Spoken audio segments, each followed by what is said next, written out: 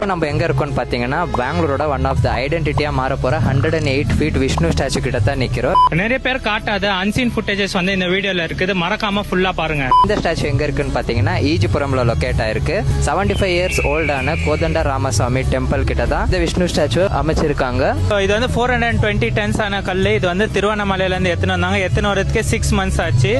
இது வந்து 2019 வந்து மே மந்த்ல ரீச் ஆச்சு. ஸோ பின்னாடி இருக்கிற மகாவிஷ்ணு ஸ்டாச்சுவோட ஹைட் வந்து பாத்தீங்கன்னா 108 feet இருக்கு. இது வந்து சிங்கிள் ஸ்டோன்ல செதுக்குன one of the tallest Vishnu statue. இந்த விஷ்ணு ஸ்டாச்சு பாத்தீங்கன்னா மே 31st, June 1st and June 2nd இந்த 3 நாள்ல கும்பாபிஷேகம் அப்புறம் ரத்தோத்சவம் நடக்க போகுது. நீங்கெல்லாம் இந்த விஷ்ணுவோட அருளை பெறணும்னா கண்டிப்பா இங்க வந்து பாருங்க. லொகேஷன் வந்து நான் டிஸ்கிரிப்ஷன்ல கொடுக்குறேன். நாளைக்கு ஒன் ஆஃப் த பிக்கஸ்ட் ஈவெண்ட்டுக்கு வந்து இப்பயே ப்ரிப்பரேஷன் ஆயின்னு இருக்குது. நீங்களும் பார்க்கலாம், பாருங்க.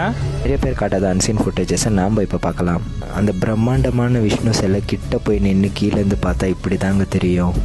அவங்களோட ஹிஸ்டாரிக் மூமெண்ட்ஸ்க்காக ப்ரிப்பரேஷன்ஸ் வேறு லெவலில் பண்ணியிருந்தாங்க. ஃப்ளவர் டெக்கரேஷன் எல்லாம் பார்க்கவே அவ்வளோ அற்புதமாக இருந்துச்சு.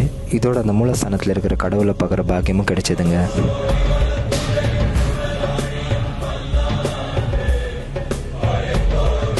இதுதான் அந்த கோவில் அண்ட் ஸ்டாச்சுவோட ப்ளூ பிரிண்ட். ஃபைனலாக எல்லாமே கட்டி முடிச்சதுக்கப்புறம் இது இப்படி தாங்க இருக்கும். பார்க்கவே செம்ம பிரம்மாண்டமாக இருக்குல்லங்க.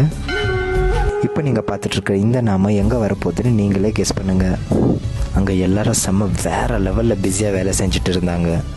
இந்த ஹிஸ்டாரிக்கல் ஈவெண்ட்டில் வந்து நீங்களும் ஜாயின் பண்ணீங்க. இந்த மகாவிஷ்ணுவோட அருளை நீங்களும் பெறுங்க.